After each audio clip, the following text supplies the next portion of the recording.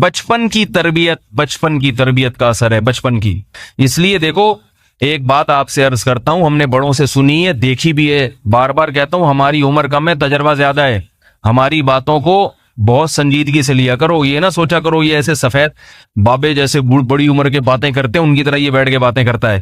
تجربے بعض دفعہ لوگوں کے حالات سے ہو جاتے ہیں، وقت سے پہلے انسان بہت ساری چیزیں سیکھ لیتا ہے، اور اللہ نے ٹوٹا پھوٹا علم بھی دیا ہے، صحابہ کے واقعات ہیں، آپ صلی اللہ علیہ وسلم کی سیرت ہے۔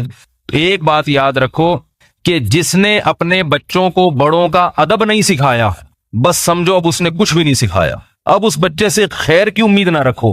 اور جس نے اپنے بچوں کو کچھ نہیں سکھایا، صرف ایک چیز سکھا دی، بڑوں کا ادب، جسے تبلیغ میں کہتے ہیں نا اکرام مسلم۔ اکرام مسلم میں بڑوں کا ادب بھی، چھوٹوں پہ شفقت بھی، علماء کا اکرام بھی، بزرگوں کا احترام بھی، بوڑھوں کا احترام۔ یہ چیز اگر آ گئی تو اگر یہ بچہ بگڑ بھی گیا، کبھی نہ کبھی انشاءاللہ سدھر جائے گا۔ یہ بات آ رہی ہے سمجھ میں؟ اس کی ایک مثال دیتا ہوں، دلیل سے بات سمجھاتا ہوں، دلیل سے۔ دیکھو، یہ قرآن جسے ہم چومتے ہیں، جسے ہم سینے سے لگاتے ہیں، اس پر کوئی عمل کرے نہ کرے، فاسق فاجر مسلمان جو شراب بھی پیتا ہے، زنا بھی کرتا ہے، مگر اس قرآن کو سینے سے لگاتا ہے نا، کیا خیال ہے؟ ادب تو کرتا ہے نا؟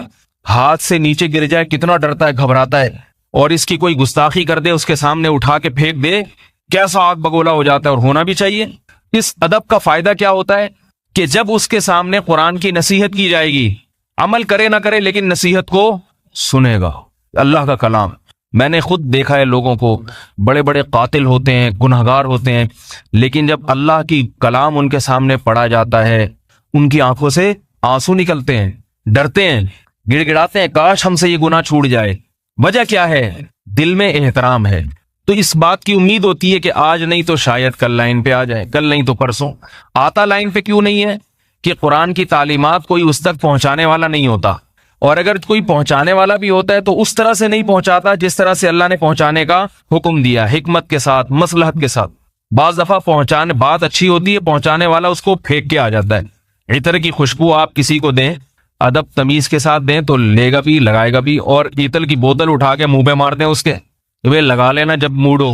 میاں بیوی کے گھروں میں جھگڑے ہوتے ہیں نا، تو شوہر لا کے دیتا ہے سودا، کبھی غصے میں ہوتا ہے، بیوی نے دہی منگوائی، یہ اٹھ نہیں رہا، بیگم صاحبہ کہہ رہی ہیں افطاری بنانی ہے، دہی بھی لے آئیں، ان کو روزہ لگ رہا ہے، اٹھ نہیں رہے۔ یہ ہوتا ہے ایسا گھروں میں کہ ابھی تو مجھ سے انڈے منگوائے تھے، اسی وقت کہہ دیتی جب انڈے لینے گیا تھا اس وقت نہیں کہا جا سکتا تھا کہ دہی بھی لے کے آ جاؤ۔